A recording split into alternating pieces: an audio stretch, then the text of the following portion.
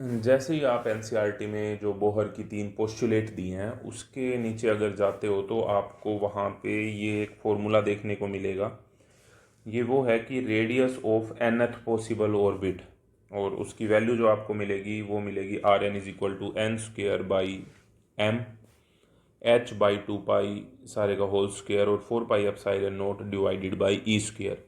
तो ये जो वैल्यू है radius of nth possible orbit, ये कहाँ से आई?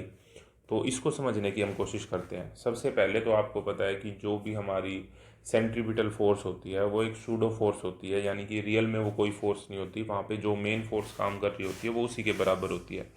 हमको पता है कि सेंट्रीपिटल फोर्स होती है हमारी M V square by R, और यहाँ पे इस केस के अंदर अगर हम बात करते हैं तो वो कूलाम फोर्स के बराबर होगी।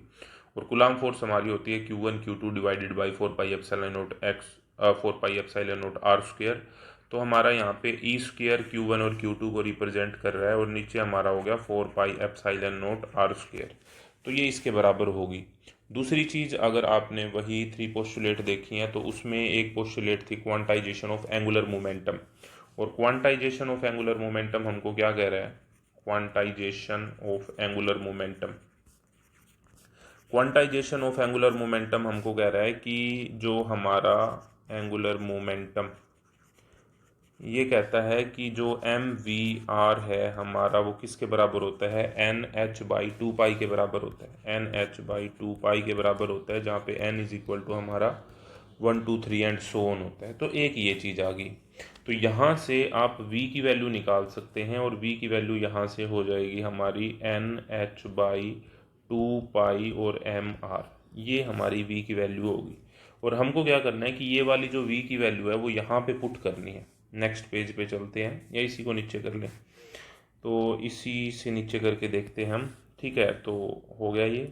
तो ये वाली वैल्यू जो है हम यहाँ पे पुट करेंगे। जब हम इसको यहाँ पे पुट करेंगे तो क्या आएगा हमारा?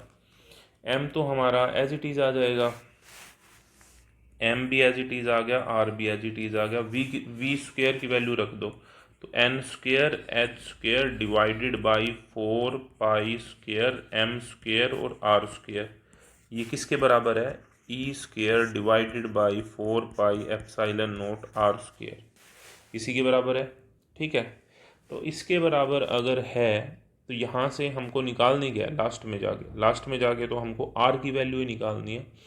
तो आप ध्यान से देखेंगे तो जो कटता है वो काट दो, बाकी छोड़ देना। तो यहाँ पे अगर हम इसको सिंप्लीफाई करते हैं तो हमारा क्या आ रहा है? इसमें हमारा ये आ रहा है कि एक आर स्क्वेयर से हम आर स्क्वेयर को काट सकते हैं, बिल्कुल काट सकते हैं। और हमारा क्या कर सकते हैं हम? 4 वाले को अभी रहने दो। आप एक काम करो, यहाँ से आर की वैल्यू निकाल लेते हैं। आर की वैल्यू निकालने के लिए क्या करेंगे? आर को उस साइड ले जाएंगे, बाकी सारी चीज़ों को हम इस साइड ले आएंगे। ऐसे ही होगा, बिल्कुल ऐसे ही होगा। तो यही करते हैं हम।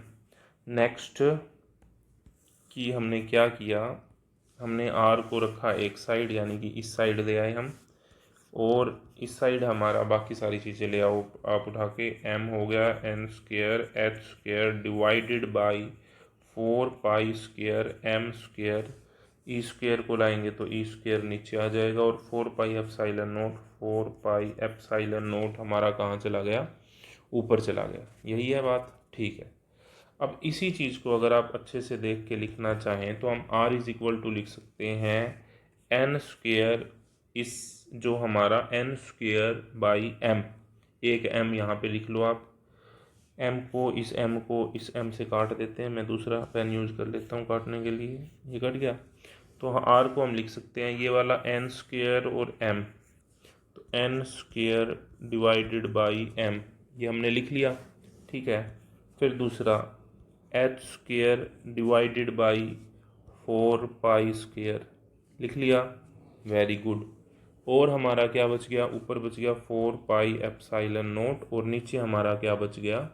ई का स्क्वेयर। मैं इसको और अच्छे तरीके से लिखने की कोशिश करता हूँ।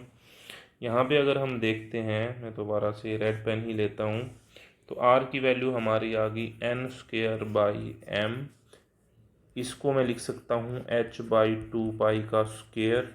ठीक है, और इसको मैं लिख सकता हूँ 4 pi epsilon not by E square. तो अगर आप ध्यान से देखते हैं यही वो वैल्यू है जहाँ से हमने स्टार्ट किया था। तो ये आर की वैल्यू है nth ऑर्बिट के लिए, ठीक है। तो सेम वैल्यू है, देखते हैं हम ऊपर जाके। ये देखिए कि R N is equal to N square by M H by 2 pi का square 4 pi epsilon naught E square. तो ये जो बोर पोस्टुलेट के नीचे सबसे इम्पोर्टेंट और पहले ही फार्मूला दिया है कि रेडियस ऑफ nth ऑर्बिट क्या होगी, तो वो हमारी होगी M square by M H by 2 pi का square 4 pi epsilon naught E square. तो ये चीज़ आपको समझ में आई होगी। इससे जो आगे का टॉपिक है वो समझने में आपको आसानी होगी। और अगर डायरेक्टली ये क्वेश्चन पूछा जाता है कि रेडियस ऑफ nth ऑर्बिट निकालो, तो आप इस तरीके से निकाल सकते हैं। Thank you very much.